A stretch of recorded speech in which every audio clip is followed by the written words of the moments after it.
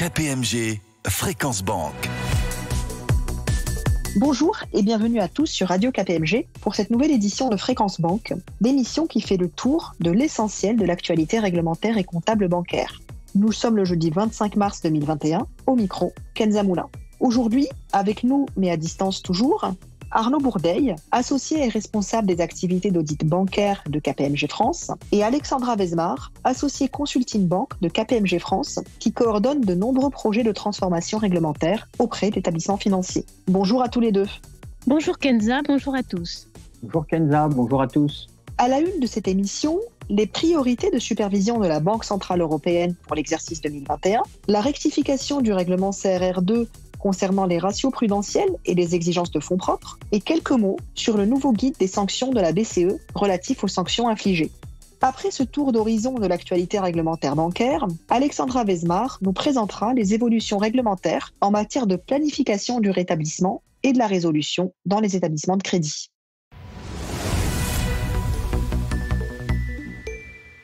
Commençons cette émission avec la publication par la BCE, comme chaque année, de ses priorités de supervision pour l'exercice 2021. La BCE n'échappe pas à la période atypique que nous vivons. Généralement présentés à l'automne, les axes de supervision pour 2021 n'ont été publiés que fin janvier.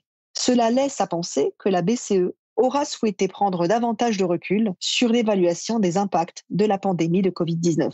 Sans surprise, la BCE concentrera ses travaux sur 4 axes de supervision qui ont été impactés par le contexte sanitaire. La gestion du risque de crédit, la solidité du capital des banques, la pérennité des modèles d'activité et la gouvernance des établissements financiers.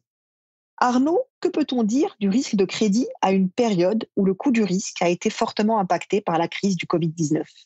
Compte tenu du contexte économique difficile, la BCE redoute une hausse du niveau d'emprunteurs en difficulté et donc des prêts non performants dans le bilan des banques. Elle a donc décidé de mettre l'accent sur la pertinence de la gestion, du suivi et des reportings relatifs au risque de crédit. Pour cela, la BCE s'intéressera tout particulièrement aux actifs douteux et au provisionnement des prêts non performants au sein des établissements qu'elle supervise. Et nous renvoyons à l'émission de décembre 2020, dans laquelle Jean-François Dandet avait largement abordé le risque de crédit dans les états financiers des banques. Concernant le deuxième axe de supervision, à savoir la solvabilité des banques, on note que la BCE inscrit dans ses priorités de l'année la solidité du capital. Tout à fait. Et même si les banques disposent d'une meilleure solidité par rapport à 2008, le contexte pourrait avoir un impact sur leur solvabilité. Pour cela, les banques doivent mettre en place un suivi adaptable de leurs fonds propres pour tenir compte de l'environnement actuel. La BCE s'intéressera notamment aux politiques de versement de dividendes pour l'exercice 2021. Je rappelle d'ailleurs que la suspension de ces derniers en 2020 a permis aux banques d'être résistantes aux chocs économiques. Et cette résistance sera notamment évaluée avec l'exercice de stress test de l'EBA qui est actuellement en cours. J'ajoute qu'en plus de la gestion du risque de crédit et de la solvabilité des banques, la BCE inclut également dans ses priorités la pérennité des modèles d'activité. En effet, compte tenu de la baisse de leurs revenus et des marges d'intérêt d'une part et de la hausse des provisions d'autre part, le rendement des fonds propres des banques est impacté. Les plans stratégiques mis en place par les banques pour y remédier seront donc examinés en 2021 avec attention dans le cadre du mécanisme de supervision unique. La BCE précise qu'elle se concentrera notamment sur la transformation numérique des banques, qui peut être le vecteur d'une meilleure structure des coûts et de nouvelles opportunités commerciales. L'ensemble de ces axes de supervision impose donc aux banques une bonne gouvernance pour les exercices à venir. Oui, en effet, et c'est d'ailleurs le dernier axe de supervision prioritaire. Les banques parviendront à surmonter la crise grâce à un bon pilotage stratégique et à une gouvernance interne efficace. La BCE scrutera avec attention la pertinence des dispositifs de gestion des risques et la capacité des banques à adapter leurs mécanismes en période de crise. Le pilotage stratégique reposera notamment sur l'exactitude des données relatives aux risques dont disposent les organes de direction. La BCE s'assurera donc que les banques évaluent et testent l'exactitude de leurs données. Enfin, comme évoqué précédemment, la BCE examinera également la capacité des banques à répondre aux défis de transformation numérique et les enjeux qui l'accompagnent, comme la recrudescence des cyberattaques ou l'obsolescence des systèmes d'information. Pour cela, les processus de gestion des risques informatiques et de cybersécurité seront évalués avec soin.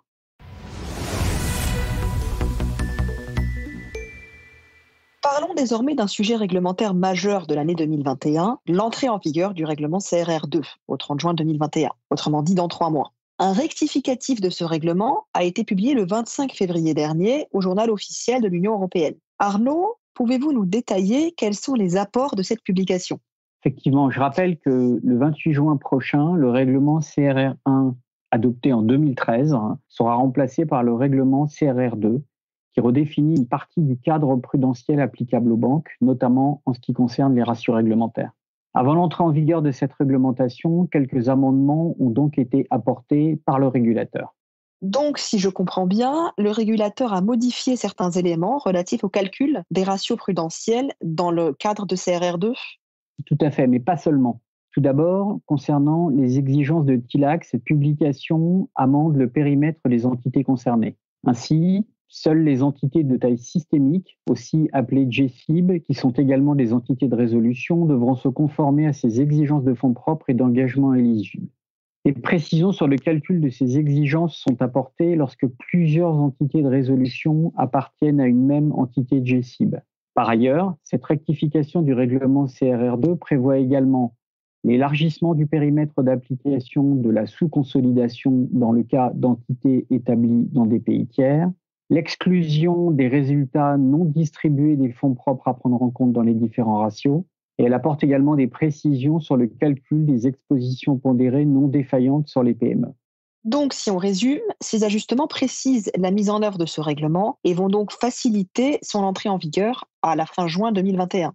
Effectivement, ce texte vient également amender les méthodes de calcul pour le risque de contrepartie ainsi que pour le risque de marché. Pour le risque de contrepartie, ce texte introduit une correction de la formule de calcul du coefficient du delta prudentiel. Et concernant la formule de détermination du risque de marché, ce texte modifie la formule de calcul des sensibilités au risque delta concernant les matières premières. Cette publication a également complété le périmètre de calcul de la valeur en risque conditionnel partiel aux positions hors portefeuille de négociation qui sont exposées à un risque de change ou sur matières premières.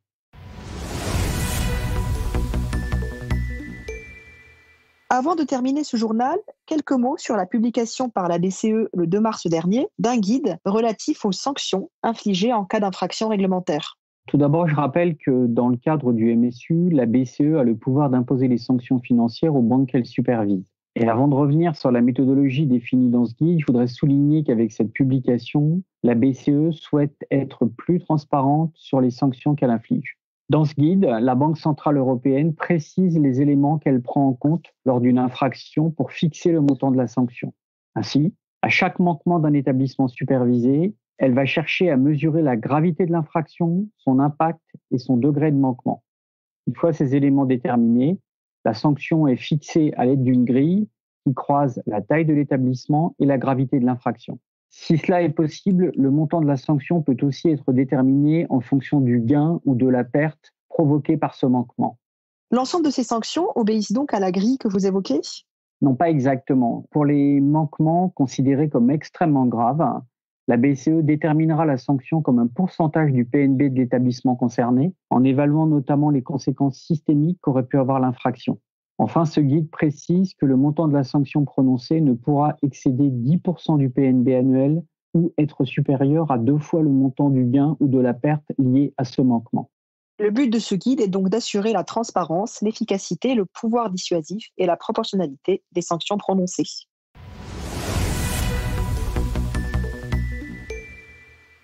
Les crises successives de 2008 et 2011, ainsi que les faillites ou sauvetages de banques internationales, comme Lehman Brothers ou la Monte Paschi, ont mis en lumière l'interdépendance des marchés financiers et le risque systémique sous-jacent, notamment au sein de l'Union européenne. Les États de l'Union européenne ont d'abord tenté de remédier à cette vulnérabilité à l'aide d'instruments de politique nationale, comme les renflouements publics. Mais cela s'est avéré insuffisant. Et dans ce contexte est apparue l'idée d'une surveillance et d'une résolution centralisée pour toutes les banques de la zone euro. Au cours de cette émission, nous allons nous intéresser aux évolutions réglementaires en matière de planification, du rétablissement et de la résolution avec Alexandra Vezmar, associée de KPMG qui exerce en consulting bank. Alexandra coordonne de nombreux projets de transformation réglementaire auprès d'établissements financiers, notamment dans le contexte du rétablissement et de la résolution. Pour débuter cet entretien, Alexandra, dites-nous en quoi consiste la planification du rétablissement et de la résolution au sein d'un établissement de crédit. Je dois faire quelques rappels d'abord pour vous répondre, Kenza. C'est le pilier 2 de l'union bancaire qui définit les notions de rétablissement et de résolution. Ces deux dispositifs s'appliquent à tous les établissements de crédit, quelle que soit leur taille. Tout d'abord, le rétablissement exige des institutions bancaires de préparer des plans opérationnels de gestion de crise dans l'objectif de remédier à une détérioration significative de leur situation financière et de revenir à terme à un fonctionnement normal. De son côté, la résolution vise à mettre en place des mesures de banqueroute de manière ordonnée et progressive pour éviter une liquidation judiciaire, et ce, afin, d'une part, de préserver certaines activités critiques du secteur financier, et d'autre part, de limiter aussi les pertes des contreparties, et ainsi réduire le risque de contagion et d'intervention des pouvoirs publics. De vastes et nobles ambitions, donc. Concrètement, comment cela se traduit-il sur le plan normatif, et qu'en est-il du côté de la relation avec les autorités ? De nouveau, je ferai un rapide retour en arrière si vous le permettez. Le mécanisme de résolution unique, MRU, créé par la directive BRRD pour Bank Recovery and Resolution Directive, a été adopté en 2014 et est entré en vigueur en 2015. Le volet rétablissement est géré par les autorités de supervision, en l'occurrence la BCE au niveau européen et l'ACPR au niveau français. Les banques fournissent chaque année un plan de rétablissement aux autorités qui doivent le valider dans les 6 mois et émettre leurs éventuelles recommandations d'amélioration. Le volet résolution a été quant à lui concrétisé via la création en janvier 2016 au niveau européen du Conseil de résolution unique, le CRU. Le CRU est responsable du planning de résolution et de sa mise en œuvre éventuelle pour chaque banque à travers l'application des outils de résolution et l'utilisation du fonds de résolution unique, le FRU, un fonds financé par l'industrie bancaire. Il faut également dire que les outils de résolution comprennent 4 mécanismes, que sont le bail-in ou le renflouement interne, la cession d'activité, le sales of business, l'établissement relais, le bridge institution et la séparation des actifs, asset separation, pour loger la bad bank. Chaque année, les banques échangent avec le régulateur selon un calendrier prédéfini, ce qui permet au CRU d'identifier les obstacles à la résolution et de demander des mesures correctrices le cas échéant. Ces obstacles sont classés en plusieurs catégories. Par exemple, la structure et les opérations, les ressources financières, les informations et les données, et j'en passe. Et au-delà des échanges avec les autorités, les banques disposent-elles d'autres moyens pour renforcer la crédibilité de leur plan de rétablissement et de résolution ? Oui, justement, elles doivent tester leurs plans régulièrement pour s'assurer qu'ils pourront être rapidement exécutés en période de crise le jour J. Elles sont amenées à constituer des playbooks. Pour être plus explicite, ce sont des manuels qui présentent les différents scénarios possibles et les actions à mener en cas de crise. Elles vont également réaliser des exercices à blanc. Et pouvez-vous nous dire, Alexandra, quels sont les principaux impacts de ce nouveau régime introduit en 2015 ? Les banques le savent bien, la mise en œuvre de la BRRD en 2015 a impliqué de profondes transformations au sein de leurs établissements. Pour commencer, elles ont dû mettre en place une organisation spécifique, des équipes dédiées qui ont défini et piloté des programmes couvrant tous les chantiers de mise en conformité. Ensuite, les établissements ont dû identifier les activités fondamentales et les fonctions critiques au sein de leur métier, et à l'inverse, celles susceptibles d'être arrêtées ou cédées en cas de crise. Sur le plan financier, les banques doivent respecter des exigences de fonds propres complémentaires au titre du MREL, qui est, je le rappelle, le ratio permettant l'absorption des pertes et la recapitalisation. Au niveau opérationnel, les banques ont dû clarifier les frontières entre les métiers pour permettre la filialisation de certaines entités en vue de leur cession. Enfin, elles ont dû aussi documenter des procédures de gestion de crise et prévoir l'éventuelle transition du pilotage vers une autorité externe. C'est donc un énorme chantier sur lequel travaillent les banques depuis plus de 5 ans et qui n'est pas encore terminé. Et d'ailleurs, la pandémie nous a rappelé l'importance de ces plans. Justement, quels sont les principaux impacts de la crise du Covid-19 sur la planification du rétablissement en Europe ? Au-delà des aspects opérationnels de disponibilité des équipes, la crise a révélé de vrais sujets de fond. En effet, l'industrie pouvait avoir l'impression qu'elle était mature sur le volet rétablissement, mais la survenance de cette crise a révélé quelques axes d'amélioration concernant principalement la sous-estimation de la capacité globale de rétablissement, que l'on appelle en anglais ORC, Overall Recovery Capacity. D'ailleurs, un rapport de la BCE, publié en février 2021, montre que le stress pandémique pourrait réduire considérablement cette capacité globale de rétablissement des banques. En clair, en fait, les options de rétablissement sont impactées et non plus les effets escomptés. Autre problème que la crise actuelle a révélé, c'est l'efficacité de certains des indicateurs de rétablissement qui ont été remis en question car ils sont déterminés sur des bases obsolètes au moment de la survenance de la crise. C'est d'ailleurs un problème qui préoccupe la BCE. Elle l'a écrit dans son rapport de février dernier. Rentrons maintenant un peu plus dans le détail du volet résolution. En 2020, le CRU a publié un document, Expectations for Banks, qui précise les principes de mise en œuvre de la résolution en Europe. Oui, c'est un document qui a vocation à indiquer la direction à suivre par les banques. Ce document définit des plans d'action qu'elles doivent mener pour garantir leur bonne résolution. Il décrit les meilleures pratiques, donne des critères d'évaluation de la résolvabilité qui tournent autour de 7 dimensions, comme notamment la gouvernance à mettre en place, la capacité d'absorption des pertes et de recapitalisation, la liquidité et le financement en cas de résolution, la continuité opérationnelle et l'accès aux infrastructures de marché.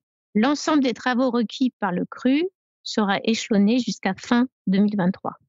Et même si de nombreuses actions ont été engagées par les banques depuis la parution de la BRRD en 2014, le CRU continue d'inciter les établissements de crédit à l'action. Quelles sont les priorités pour 2021 ? Chaque année, le CRU publie ses priorités. Et pour 2021, le CRU a indiqué qu'il allait se focaliser sur le renforcement de la résolvabilité de toutes les banques qui sont dans son périmètre. L'autorité va donc s'assurer que les banques traduisent les plans de résolution dans leurs opérations au sens large, c'est-à-dire dans les systèmes, dans leurs process, dans leur gouvernance. Et aussi, le CRU va s'assurer qu'elles constituent l'ombrelle. En 2021, le CRU va donc continuer aussi de constituer le FRU, et ce jusqu'en 2023, date à laquelle il sera entièrement financé. Au travers de mes 2 dernières questions, on comprend que le renforcement de la résolvabilité est un objectif essentiel des travaux engagés par les banques sous l'impulsion du CRU. Est-ce que les banques ont un moyen de mesurer le chemin qui reste à parcourir ? L'ensemble des travaux conduits par les banques contribuent à l'appréciation de la résolvabilité réalisée initialement par le CRU. Cependant, en 2020, le process a un peu changé. Le CRU a demandé aux banques de procéder à leur premier exercice d'auto-évaluation. Elles ont dû pour cela rédiger un programme de travail intégrant des livrables et une trajectoire de réalisation de la résolvabilité. Ce document a dû être approuvé par les organes de gouvernance. Malgré les difficultés indéniables de cet exercice, je soulignerai que cela permet aussi de remettre à plat l'organisation de la banque, sa stratégie, et ça leur permet de renforcer leur modèle opérationnel. C'est donc un exercice utile aux établissements financiers et je dirais même que c'est un exercice essentiel. On le sait, la mise en œuvre de la résolution nécessite la production et le traitement de nombreuses données. Est-ce que les établissements sont prêts en ce printemps 2021 ?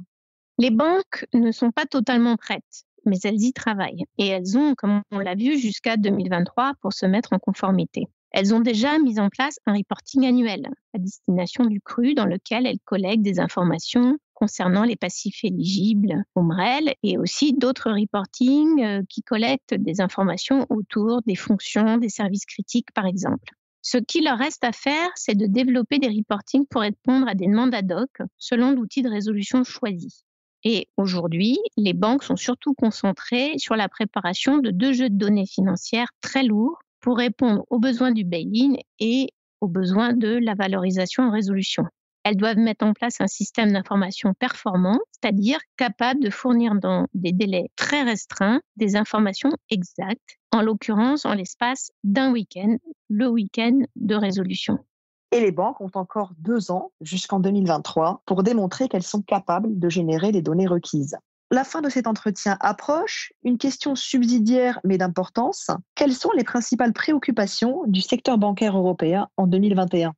Avec le déploiement progressif des vaccins en Europe, on peut espérer un retour à une activité économique presque normale d'ici 1 an. Cependant, de nombreuses questions se posent encore autour des stratégies de sortie de crise. En Europe, les gouvernements apportent des réponses variées de soutien à l'économie, mais à un moment donné, celles-ci prendront fin et cette situation pourrait entraîner des faillites. Pour les banques, l'une des principales préoccupations dans les 2 années à venir sera donc probablement la hausse des encours douteux. Et c'est là où les plans de rétablissement et de résolution prennent tout leur sens et où le travail accompli dans ce domaine sera très utile, du moins on peut l'espérer. Et vous qui avez participé à la mise en place de ces plans au sein des banques, quel regard portez-vous sur les régimes de résolution prévus par le régulateur européen ? Ce qui est clair, c'est que le cadre de résolution, qui est l'un des principaux piliers de l'union bancaire en Europe, fonctionne. En contribuant à la stabilité financière, ce mécanisme a démontré qu'il protégeait les citoyens en évitant les renflouements externes que l'on a connus lors de la crise financière en 2007-2008. Il assure aussi une gestion responsable du risque dès le début de la crise en le faisant porter principalement par les actionnaires et les créanciers. Pour conclure, Alexandra, le mot de la fin ? Je rappellerai simplement que dans le contexte actuel, la préparation et la réactivité, aussi bien des banques que des régulateurs face aux crises, sont clés. Il est donc toujours essentiel que les établissements de crédit améliorent sans cesse leurs capacités et renforcent leur résolvabilité en mettant en œuvre les mesures en accord avec les autorités de résolution. Un grand merci à vous, Alexandra.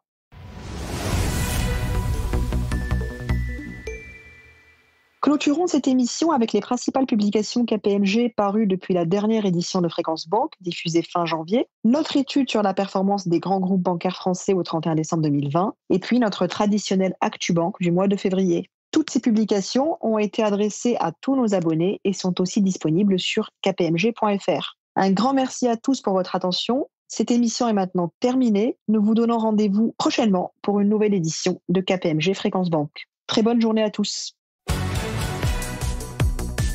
KPMG Fréquence Banque.